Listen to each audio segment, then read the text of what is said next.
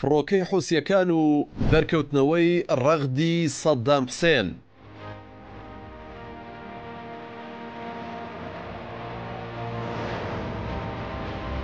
ئەو ژنەی هیچ پێگە و ڕۆڵێکی سیاسی نییە، بەڵام هەرکە دەرەکەوێت هەموو سیاسیەکان بەخۆیەوە سەرقاڵەکات. ئەمجارە باسێکی گرنگی ئاشکرا کردووتی هەموو وڵاتانی عەرەبی بەبێ جیاوازی بەرگریم لێ دەکەن. ئەمە وتەی ڕەغد سەدام حوسێن کچە گەورەی سەرۆکی لە سێدارە دراوی عێراقە لە دیدارێکی چەند بەشیدا کەناڵی عەرەبیەی سعودی. کچە گەورەکەی سەدام حوسێن ڕەغدی هێنایەوە سەرشاشە و ئەو ڕێکەوتنە نێودەوڵەتی هەڵوەشاندەوە کە نابێت هیچ ئەندامێکی خانەوادەکەی سەدام دیداریان لەگەڵ بکرێت، بەتایبەت کچە گەورەکەی کە ژمارەیەک تۆمەتی ئاراستە کراوە، بەڵام نەک هەردیداری لەگەڵ ئەنجامدرا، بەڵکو کاتێکی زۆری بۆ تەرخان کراو زیاتر لە 150 خولەک و بەچەند بەشێک ئەوەی مەبەستی بوو قسەی لەسەر کرد لە کاتێکدا کە لە سەروبەندی ڕوخانی ڕژێمەکەی باوکیدا و لەسەر کوژرانی باوک و دوو برایی و لەسەر چەند دۆسەیەکی ئەسیار لە هەمان کەناڵەوە تەنها 35 خولەک کاتی پێدرا کە ئەمە دەکرێت وەک ئاماژەیەکی ڕوون لێک بدرێتەوە بۆ ئەوەی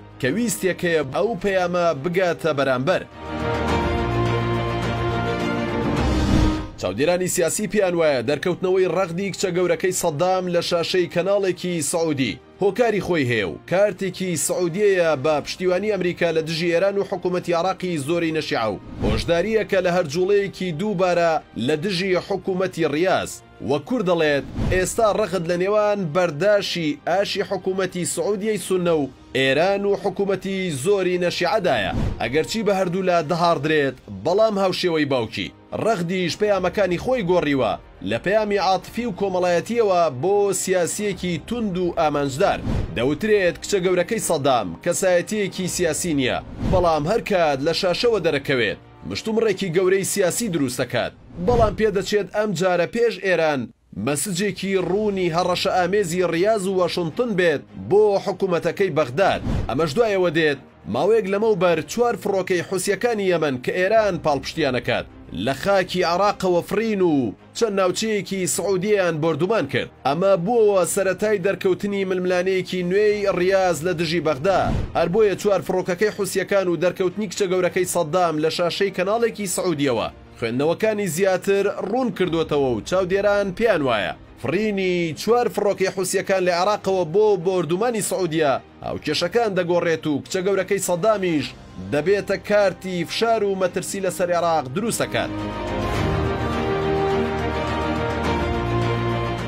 لەو دیدارەیدا لە کەناڵە سعودیەکەوە کە چەند ڕۆژێک پێش ئێستا پەخش کرا کچە گەورەکەی سەدام لە پاڵ ناوهێنانی هاونیشتیمانیانی وڵاتەکەی بە پاڵەوان لە ڕۆژهەڵاتی ناوەڕاست مەسجێکی ڕوونی ئاراستی حکوومەتی ئێستای عێراق کردووتی ئێستاش پاڵەوانەکان لە عێراق دەجەنگن. ئەم پەیامە لەلایەک لێڵە و لەلایەکی دیکەش وا خوێندنەوەی بۆ دەکرێت. ڕەغد پاڵپشتی کردەوەکانی داعش دەکات و بە پاڵەوان ناویان دەهێنێت. خێزانەکەی سەدام حوسێن سەرۆکی لە سێدارە دراوی عێراق و حیزبی بەعەس چەند مانگێکی کەم دوای پرۆسەی ئازادی عێراق چوونە سووریا و پاشانیش ڕوویان لە ئوردن کرد و ئێستا بە درێژای ئەو ساڵانە لەو وڵاتە نیشتەجێن. بەڵام لە دوادیداری ڕەغد بە ئاشکراوتی هەموو سەرکردەکانی وڵاتانی کەنداوی عەرەب پەیامی زۆر گرنگیان بۆ من و خێزانەکەم هەیە و کۆبوونەوەی زۆر گرنگیشمان ئەنجام داوە، بەڵام کۆبوونەوەکان ئەمانەتن و نامەوێ بچمە وردەکاریەکەوە، بەڵام زۆر بەگەرمی پێشوازیم لێ دەکەن ڕوو لە هەر کامیان بکەم. ئەمەش ئەوە نیشانەدات پشتیوانی و کۆدەنگێکی زۆر خەریکە بۆ سونەکانی عێراق دروست دەبێت و هەوڵەکانیش بۆ ئەوەیە لە ڕێگەی بنەماڵەکەی سەدامەوە بێت.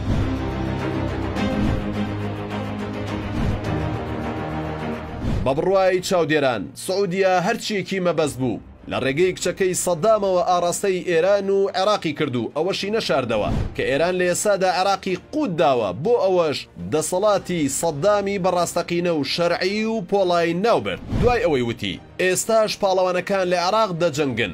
گومانەکانی لەسەر کچەکەی سەدام زیاتر کرد کاتێک لە سەرەتای هاتنی داعش بۆ عێراق و کۆمەڵکوژی سەربازگەی سپایکەر لەو ساڵەدا ئەوە ڕاگەیەندرا فەرمانی کۆمەڵکوژیەکە و بەشێکی زۆر لە جوڵەکانی ئەو گروپە تیرۆریستیە لەژێر فەرمانی ڕاستەوخۆ و ناڕاستەوخۆی ئەودا ئەنجامەدرێن و دراون.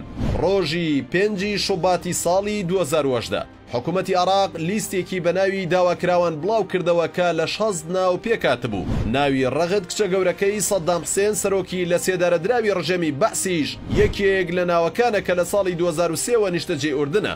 لەو ڕۆژەوەی عراق داوای ڕادەستکردنەوەی کرد و ئەو وڵاتەش لە ڕێگەی سەرۆکی پەرلەمانەکەیەوە بەتوندی وەڵامی ئەو داوای عراقی دایەوە و ڕەتی کردەوە بچنە ژێر باری ئەو داواکاریەی بەغداوە. ئێستا ڕەغد لە وڵاتێکی سوننە و بەوتەی خۆی بە پاڵپشتیەکی بەهێزی وڵاتانی عەرەبی سوننە مەزهەب خواستی هاتنە پێشەوەی لە کاری سیاسی ئێستای عراقدا هەیە و وەکو دەڵێت هەموو ئەگەرەکان لە بەردەم مندا کراون.